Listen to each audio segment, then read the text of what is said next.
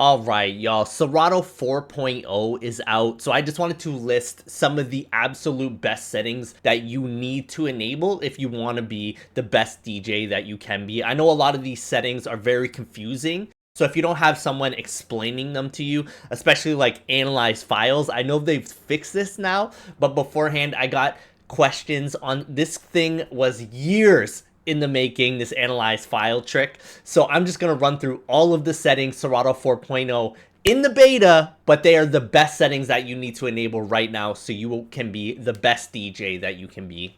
All right, so we're not going anywhere until we get over this warning, potentially unstable. This is the 4.0 beta. I can't even talk about how many DJs I've already seen talking about my Serato crashed at a gig, I don't know what to do, and they're running the beta. Like it says right here, do not use under any circumstances.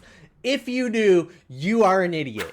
It doesn't say that, but it should. Serato, that is the next fix that you need to add in. Right on that giant red box, say you are an idiot if you use that. So right off the hop, we got all of these missing files, but that's not what we're talking about today. We're talking about the best settings that you want to have enabled. So you're going to come up here to this little cog wheel up in the top right corner, and boom, these are the settings that you need to have enabled if you want to be the best DJ. So right off the hop, we got Playback Keys, use shift. This is kind of important, kind of not. If you're someone who messes up a lot, you might want to check that on. All that's going to do is that when you come in here and you throw a track on, right now, I'm hitting buttons and it doesn't really matter. These should be hotkeys, but until I hold the shift button and then I hit the button, see, I still hit it, doesn't work. But once you hit shift play, that's going to allow you to start adding hotkeys or doing pretty well any different thing that you want. What that's going to help with a lot is, so right now you got to hit shift space to start the track. If you know about the Q and the A button, that's not going to happen. That happens to a lot of DJs where they hit the Q button and then the track starts playing backwards and they have no clue how to fix that. What that's going to do is make sure that you have to be holding shift and then hit Q for the track to start going backwards. If you're someone who plays around on the keyboard a lot, that might be something that you want to add in. It's not something that I use, but lock playing deck could also be a very important thing to do. So when you're playing this track, you can't drop another song on here. I'm gonna try and click and drag it. It's not gonna work, right? Because it's locked. And I'm a guy who does that a lot. Like, I'll drop the same track on a playing deck a lot of the time. But a little hack that I'm gonna give you guys right here is, say you were doing that. Oh no, play on top of it. You hit yourself Control Z, it's going to come back at the exact same spot that it should be. Like, people might look around and say, whoa, what was that? But they're not going to know because you brought it right back. So let's do that one more time. Bop, bop, bop, bop, bop. What happened? Nothing happened. Nothing happened. Little glitch. Don't worry about it. So there is a way to fix that, but if you are someone who does that a lot, I do that a lot, that could be something that you want to turn on. Sort cues and loops chronologically. That's going to be if you have a bunch of cue points. Let's just show you one right here. So I got this one cue point here that I need. They are already sorted chronologically, but sometimes I'll put cue points just where I want them to be.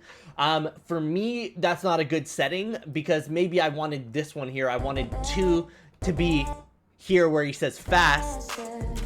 Maybe that's what I wanted it to be because whatever trick or routine that I have, that's how I need it.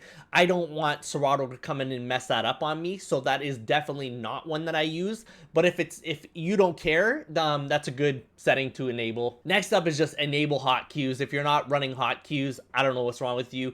They are like God's gift to DJs.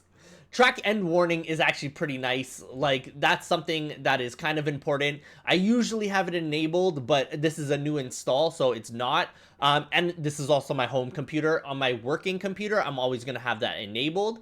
as you're gonna see, you're coming up on the end of the track here, your track is gonna start blinking, and it actually does that on your controller as well. So if you didn't need more anxiety that your track is ending, this can just help you out by like, hey, PS, your track is coming to an end, you better have that enabled, and you better get a new song on. Show beat jump controls, that is the next most important thing. I would probably just set this to 1 beat.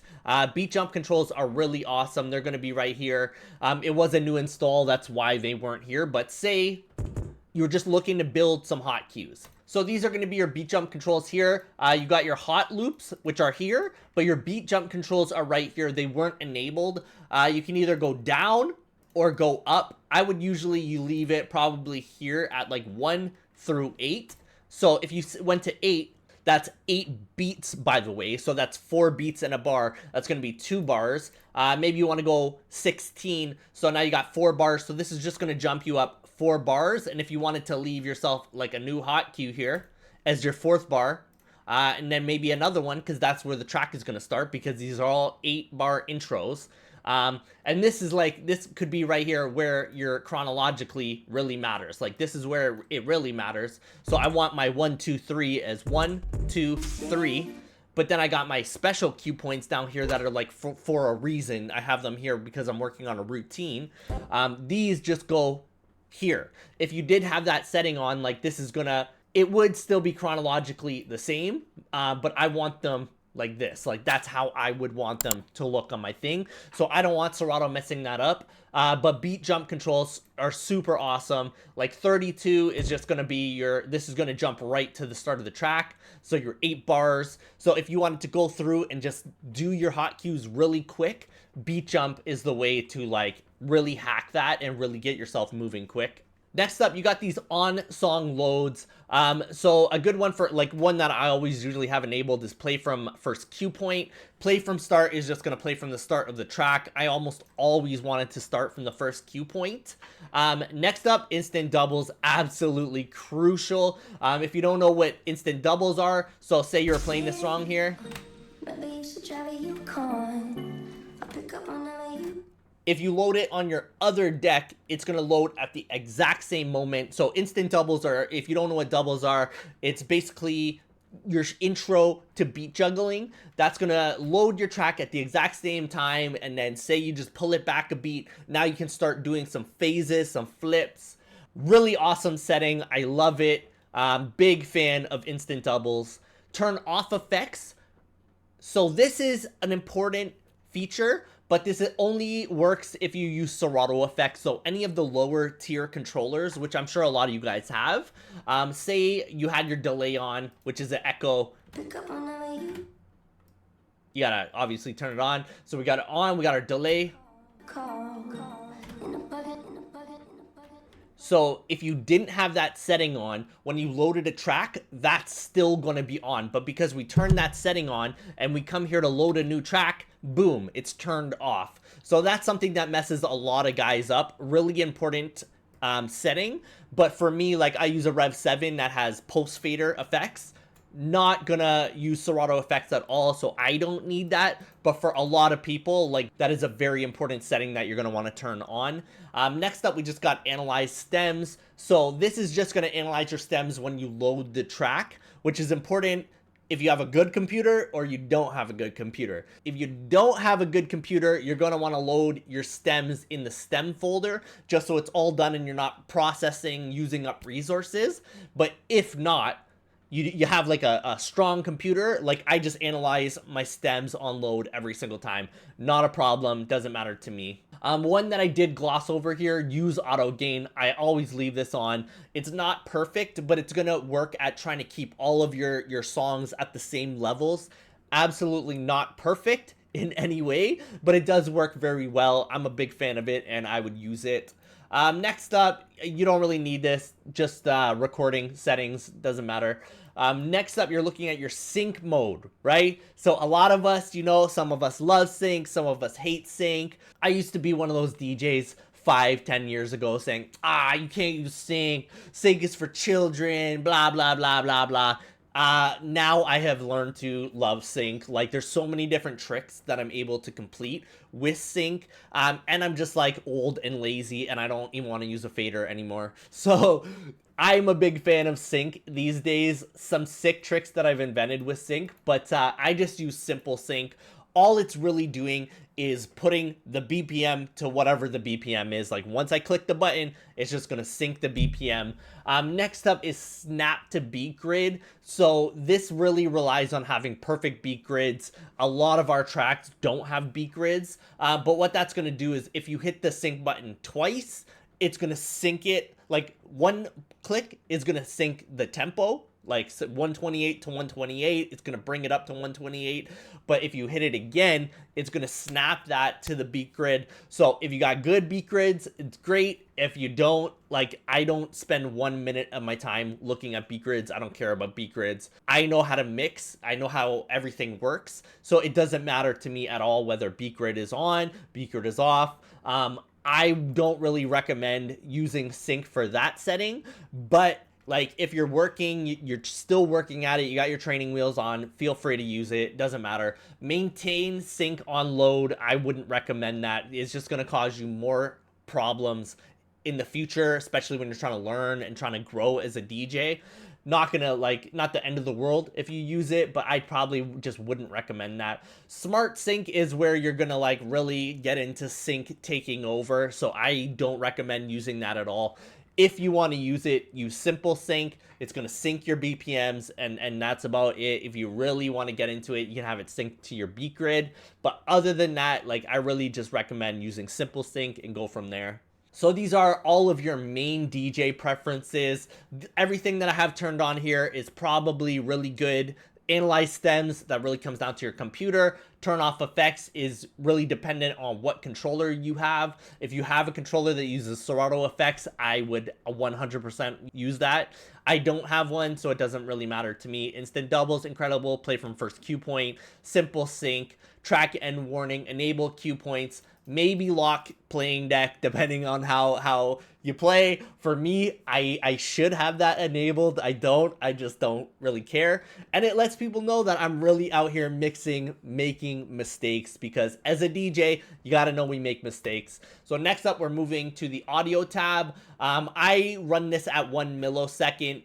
It depends on what your computer is. 2 milliseconds is fine. I don't think you're ever really going to notice any of this. Like, from 1 to 10, you're never gonna really notice this when you're DJing. It really comes down to your computer and how much it can handle. And then we got make audio available on other things. So for this, you need a virtual audio cable. It is pretty dope. I'm not going to go through that. I think I've already done a video on that, so I'll link to that. But that's just a separate job that you got to get into.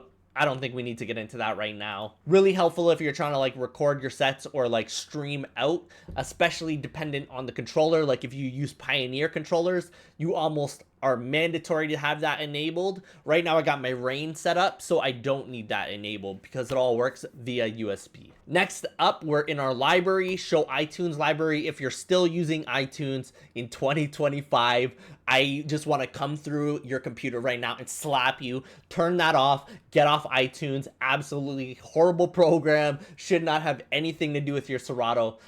Custom crate columns, really important, something I always use. So what you're going to see here is you got your crate columns, right? You got your song, artist, BPM.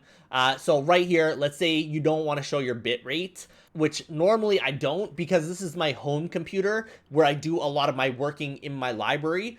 I do want that on, because if I see something that's like 128 or something, I just immediately delete it. I don't want it in my library at all. But say you came here and you want to turn it off. So we turned off bit rate.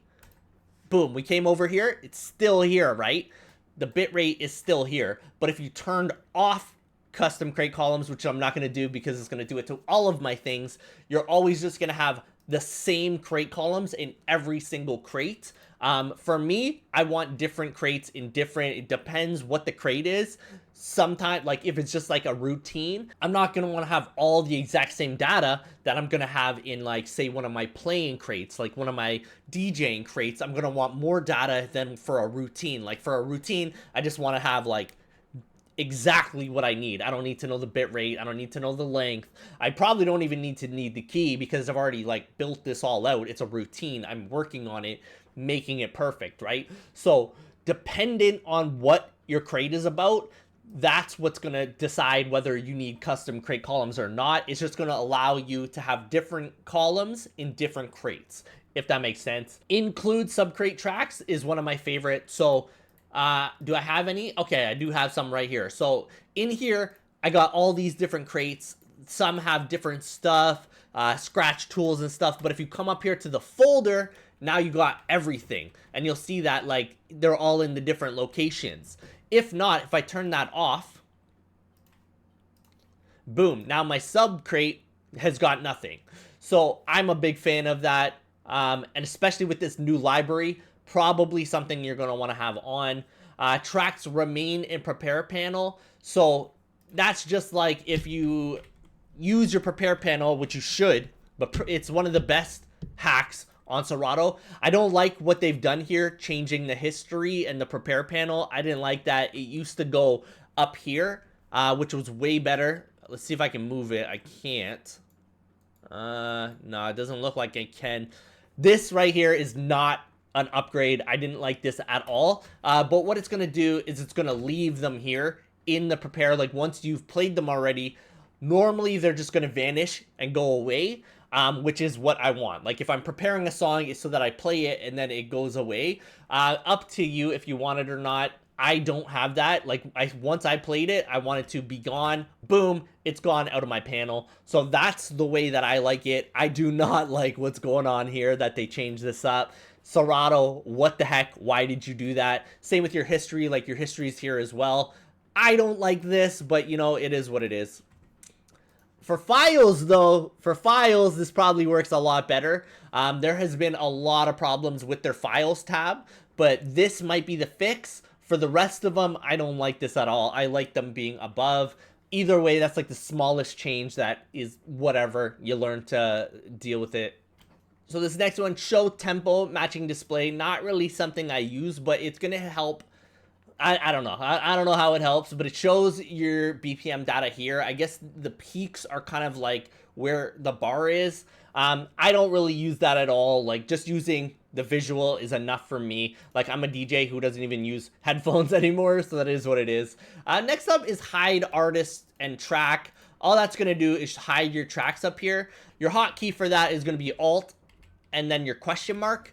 That's just if you don't like DJs looking over your shoulder, just to protect your tracks.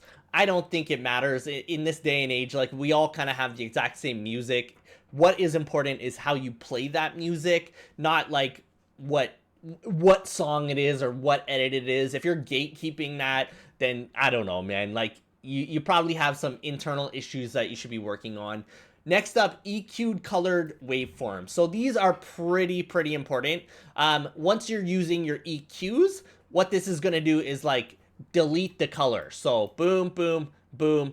You're kind of down to nothing. Your blues are your highs, your greens are your mids, and your reds are your basses. So now you're just deleting everything out of here. Boom, it shows it. It's cool. If you want it, you can. If you don't, you don't. I use it just, I guess, to know that like what is enabled, especially now that we have stems.